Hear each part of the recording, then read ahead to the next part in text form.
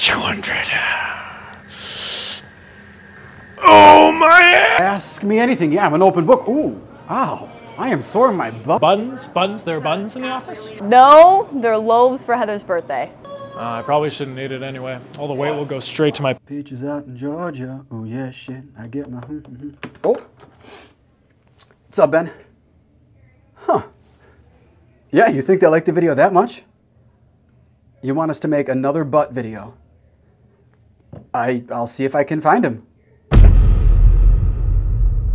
I think he knows. Here we go again. There it is. Okay. Today we're talking about the glute max, the biggest muscle on your butt, one of the strongest in the body, and specifically how to grow your glute max. Brace yourselves. Not that kind of brace.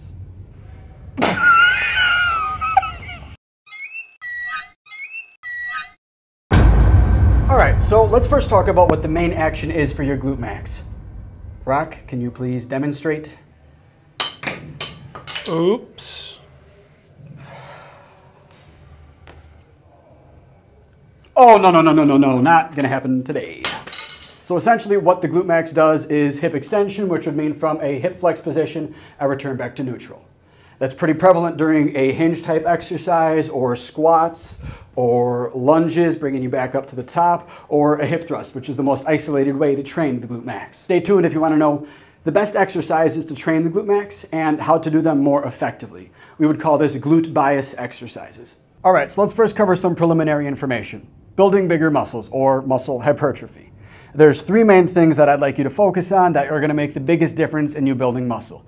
Number one is the volume of your training. We measure this by tracking our reps, our sets, and our weight. This could be a measurement of your daily volume. This could be your weekly volume, monthly, yearly, whatever it is. You can assume that the amount of volume you're doing is the direct product of the muscle that you have right then and there. So if you are not happy with the amount of muscle that you are currently getting from your program, you probably got to up one of these variables so that that volume increases. There is a chance you might need to decrease it, but my assumption is that you probably want to go up first. The second factor to consider is the rep range that you're training in. We now know that between 6 and 36 reps, if you train until muscle failure, can cause muscle hypertrophy. Factor number 3 is recovery. This is actually probably the most important one, because the stimulus you're putting on your body with these intense workouts, this intense mechanism of muscle failure, it takes a lot to recover. The number one thing you're probably not doing is recovering well enough. That means you might not be eating enough protein, you might be eating too many processed sugars, you might be drinking too much alcohol, you might have too much stress in your daily life, you might not be sleeping well. All these things can play a role in how your body recovers from workouts, but typically the one thing that you got to do is eat enough to build muscle. You cannot be in a calorie deficit and build bigger muscles, at least not significantly.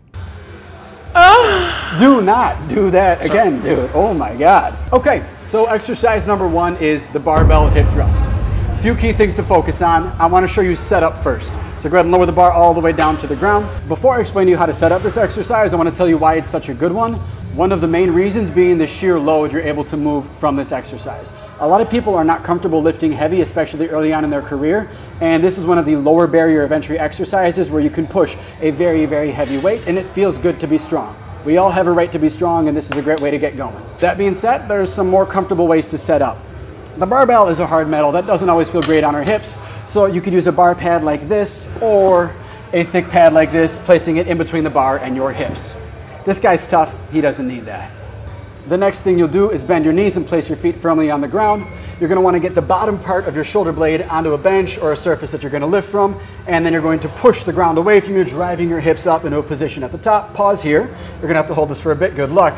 What you want is to set yourself up at a position where your knees are at 90 degrees. So you don't want your feet too far out, and you don't want them too close to your body. Knees at 90, hips at a 180 position right here is the best position you can set yourself up for. Another thing to pay attention to now is how Rock is going to go down. When he lowers, go ahead and do it. Lower your butt down. You'll notice that his head starts to come up off the bench, lowering all the way down to a flexed hip position. And then as he drives his hips back up, it's going to start burning after a bit here. Hopefully we get this in one take. He lowers his head back down. Pay attention to his spine. Something people get wrong is spine extension. So I don't want you to do it because I don't want you to get hurt here. But what some people do to get it wrong is they essentially just lower their butt down. If Rock were to keep his shoulder blades right here and lower his butt, he would go into a back extension. That's not a position you want to be in. That's also not a very optimal way to train your glutes. So think about that sort of teeter-totter or pendulum type movement where as Rock's butt goes down, his head comes up. And as his butt comes up, his head goes down. And again, this is an exercise where you could do a whole crap ton of reps if you want, or a very, very heavy weight. All of that has different benefit. All right, so our second exercise is a very tough one. A lot of people like to avoid it because it does kind of suck, but because of that, you know it's a good exercise and it's something you want to do if you want to get results. This is the Bulgarian split squat. Let's show you the setup. Rock, go ahead and spin around. Enough of your butt. First thing you'll do is sitting down on the bench, straighten one or both of your legs. Keep that leg in front of you and stand up onto that foot. Rock is now going to raise his left leg and place the foot on top of the bench, and he's going to place most of his body weight onto that right leg. That is going to be the prime mover here. With any sort of lunge, you want to make sure you see that your big toe is inside of your knee, tracking the same direction as your toe the entire time you're in the movement. The direction of movement is down and backwards. It is not a straight down line, and that action is caused by your glute max. That's how to bias the glute max. A second thing you might do is add a little bit of a hinge at the bottom. So as he sets, stand all the way back up. As you go down, hinge and almost reach for the ground, keeping spine neutral. And then as you stand back up, try to get to more of a vertical position again. Hip flexion to hip extension. This is a great way to stretch that glute max and then drive back out of that to contract that glute max. A reminder that one of the fundamental things for hypertrophy is stretching muscles under load. They love that. If you want to get bigger muscles, you got to stretch them and you got to move some weight with it. For an exercise like this, yes, you can move some pretty heavy weight. Yes, that does suck. Alternatively, you can keep it very slow and just focus on activating that muscle, building that mind-muscle connection with your glutes. So, as a warm-up exercise, this can be really well utilized maybe before doing a hip thrust or a back squat, some other exercise where you really want to get a lot of activation out of your glutes. What are you thinking? Don't show me out. Talk to me, baby. What if training your glutes isn't all it's cracked up to be? What do you mean? What if there's more to life? More to life than just lifting heavy-ass shit off the ground over and over and over again for the rest of our lives? No, that's a good point. Yeah, that's pretty much that's it. Okay. So, our last exercise, a great exercise to move pretty much the most amount of weight you might move with any exercise. And again, this can be biased to become more glutes or more quad. We're going to focus on more glute. The first thing I'm going to do is I'm going to have you take your legs off and sit up a moment. Some of these leg press machines have a seat that goes up. You want to raise that seat up as high as possible to cause more hip flexion. Go ahead and sit back down. Then, to place your feet, you want them near the top of the platform here, of the footrest.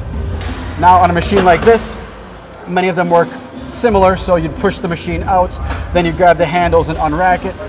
And you want to be careful here because you don't want to end up with a posterior pelvic tilt in your spine, but you're going to bend your legs, bring your knees about as close to your chest as you can without your pelvis tilting. If you do, you could do some dangerous things to your vertebral discs and whatnot, so maybe start with a shallow range of motion unless you're very flexible like this guy.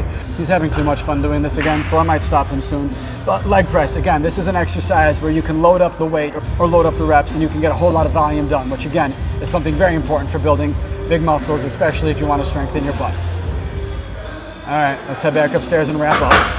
So I know this video was simple, and it should be. Training your glutes is pretty simple. You want to do the most effective exercises, do them well, and then try to get the weight up on... What are you doing? Is this a glute exercise? Not particularly. I'm going to let you finish, and so will I over here. So I just showed you 3 of the many great exercises there are for glutes. I picked these 3 because they're relatively easy to perform correctly, and that would be the goal, is to perform them as best you can.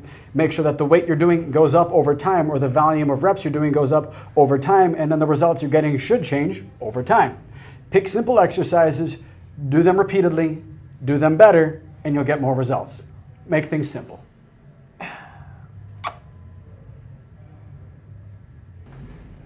Hey, do you think my butt really is that small?